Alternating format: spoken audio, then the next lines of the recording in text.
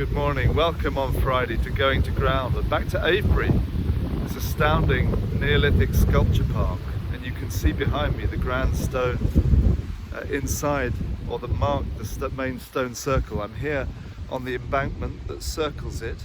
You can see it there with some friendly sheep safely grazing in and amongst it all, cars weaving through the stones on their way to work, and perhaps in the background you can see even the fluttering flag of St. George flying from the parish church.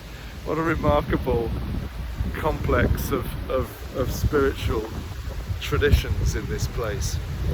And for me, that's what makes Avebury so much more beguiling actually than Stonehenge. It's larger for a start. It ranges over a huge area.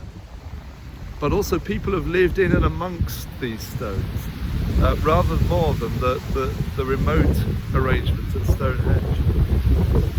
And that means that we've interacted with it very often, I'm afraid, to its detriment. A lot of these stones have been levered and blasted out the way by well-meaning Christian believers across the centuries, for whom they were an affront to God and to true religion.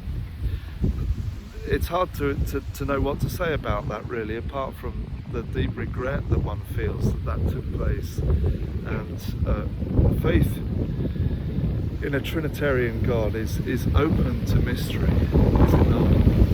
Open to the complexities of human existence. And these stones, whatever they mean and whatever they signify, and we'll never truly know what this great rock cathedral was about, but they are surely about our interaction with the earth and with God, the human quest for meaning in relation to place, and that makes it a beautiful thing.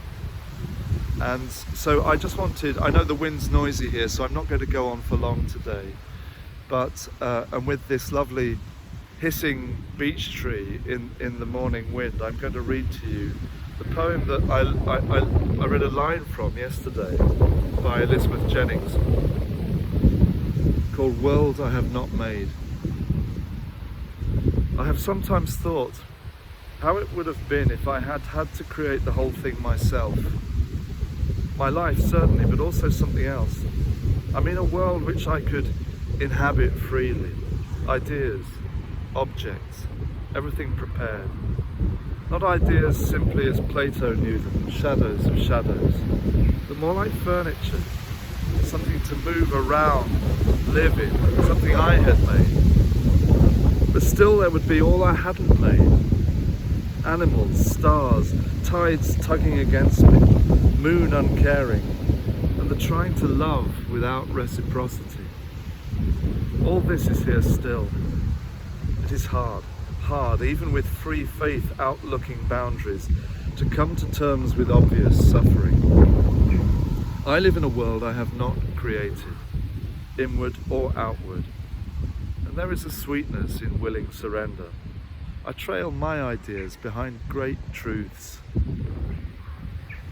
My ideas are like shadows, and sometimes I consider how it would have been to create a credo, objects, ideas, and then to live with them.